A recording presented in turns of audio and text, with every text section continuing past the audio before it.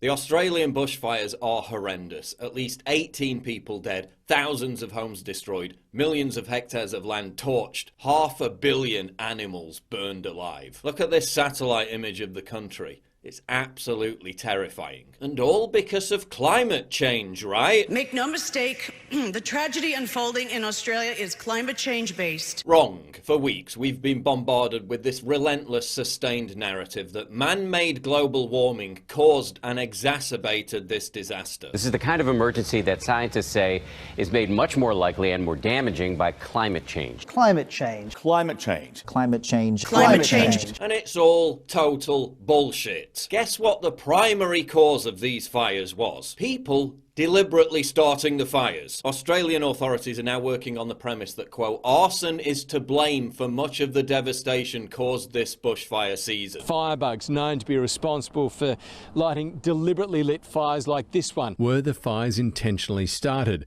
Police have formed Strike Force in Dara, comprising detectives from homicide and arson squads. Last time I checked, people deliberately starting fires had nothing whatsoever to do with CO2-driven planetary climate change. Figures obtained by news agency AAP show that nearly 200 people across the country have already been arrested or investigated by police for deliberately starting the fires. Nearly 200 people identified as having started these fires, and probably hundreds more who have not been identified. In Queensland, police concluded that 103 of the fires had been deliberately lit, with 98 people, 67 of them juveniles, having been identified as the culprits. According to Dr. Paul Reed, co-director of the National Centre for Research in Bushfire and Arson, around 85% of bushfires are caused by humans either deliberately or accidentally starting them. About 85% are related to human activity, 13% confirmed arson and 37% suspected arson, he said. The remainder are usually due to reckless firelighting or even just children playing with fire. The disaster has also been made worse by the timing. It's the school holidays in Australia and many of the firebugs are teenagers. The other main reason why the fires are raging is because green environmentalist policies have outlawed property owners doing controlled burns that create fire breaks to prevent infernos spreading. As Miranda Devine explains, governments appeasing the green beast have ignored numerous state and federal bushfire inquiries over the past decade, almost all of which have recommended increasing the practice of prescribed burning, also known as hazard reduction. It's a methodical regime of burning off flammable ground cover in cooler months in a controlled fashion so it does not fuel the inevitable summer bushfires. I'm here at King Creek. Fucking look at this. These fucking greenies and the government and these fucking wombats who don't want to burn shit off. Look at this, we're going to lose all our fucking houses and properties because of you useless pieces of fucking garbage will not burn off when it's supposed to through the winter time, like we used to do years ago out in the fucking farms up in the mountains, burn all the undergrowth off so everything was safe. But you pricks, you want to fucking have a really good look at this, you fucking wombats. Look at the fucking state you've caused here. You are the biggest bunch of useless, loser fucking pieces of garbage God ever had the misfortune to blow fucking breath into. In East Gippsland in the state of Victoria, protesters successfully stopped one of these controlled burns from happening, with one protester quoted as saying, "I'm more worried about climate change." So because of green policies preventing the vital forest management process of clearing areas via controlled reduction burns, these bushfires have spread far quicker. In many parts of Australia, trees were legally designated as carbon sinks to offset CO2 emissions. This made it illegal for Australians to fell trees on their own property to create fire breaks. This then aggravated the spread of the bushfires. A firefighter was fined $100,000 for creating a fire break on his own property. And surprise, surprise, his house was the only one that survived the bushfires in his area. Because, and I know this is hard to believe, fire breaks prevent the spread of fires. These environmental regulations that outlawed the creation of fire breaks worsened the previous Australian bushfire disaster in 2009. They knew this for at least a decade, yet the same laws remained in place thanks to the green lobby. So the very same enviro-extremists pointing the finger at you and I for our carbon emissions, exacerbating the bushfires, are themselves infinitely more responsible for exacerbating the bushfires. They're the ones responsible for the 500 million dead animals, and they've got the nerve to point the finger in the opposite direction. Data also shows there's been no significant decrease in rainfall in the affected regions. Droughts in the affected regions were caused by a natural weather phenomenon, the Indian Ocean dipole, not by man-made climate change. Temperatures haven't been significantly higher either. In fact, during the years 1899 to 1901, average December mean maximum temperatures were well above 38 degrees. As James Dellingpole writes, to be clear,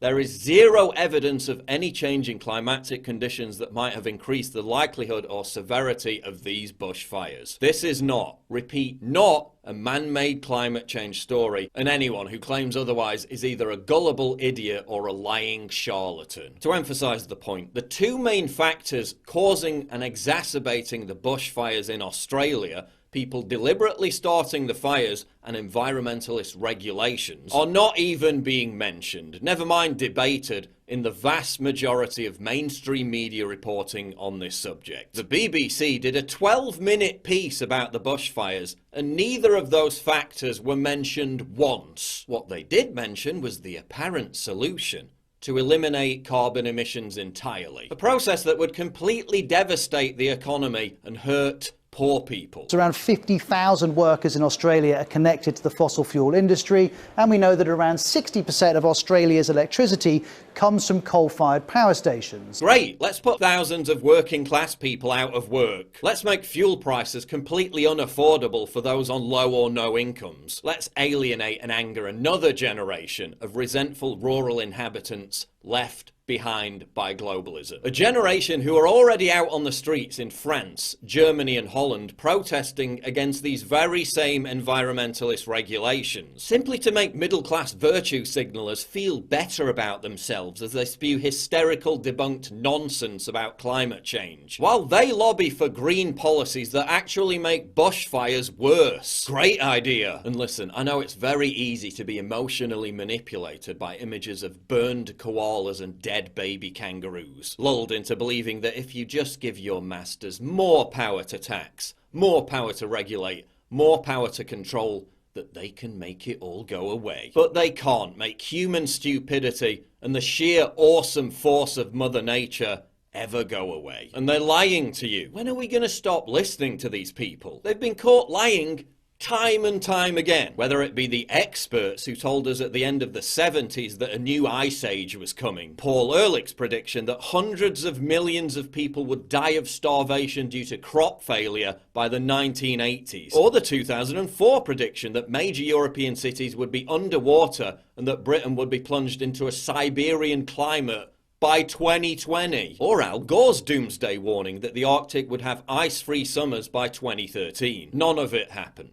And yet now a certain teenage climate activist who is beyond question is spewing the exact same BS. How dare you! Someone whose message is amplified by the likes of Leonardo DiCaprio, a dude who takes private jets to pick up environmental awards and hangs out on 400-foot gas-guzzling yachts owned by Middle Eastern oil billionaires. Someone whose message is amplified by Prince Harry and Meghan Markle, a couple who took 4 private jet trips in the space of just 11 days, mainly so they could party at Elton John's mansion. Someone whose message is amplified by Arnold Schwarzenegger, a dude who has a garage full of muscle cars and tanks. No thanks. I'm going to stop listening to those people, and I'm going to realise that climate change policies aren't meant to control the climate.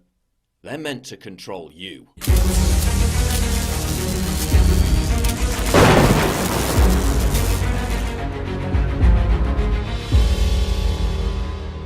It's absolutely crucial for you to help me fight the war on free speech by supporting me via Subscribe Star, link in description, and also signing up for my free newsletter at summit.news/newsletter.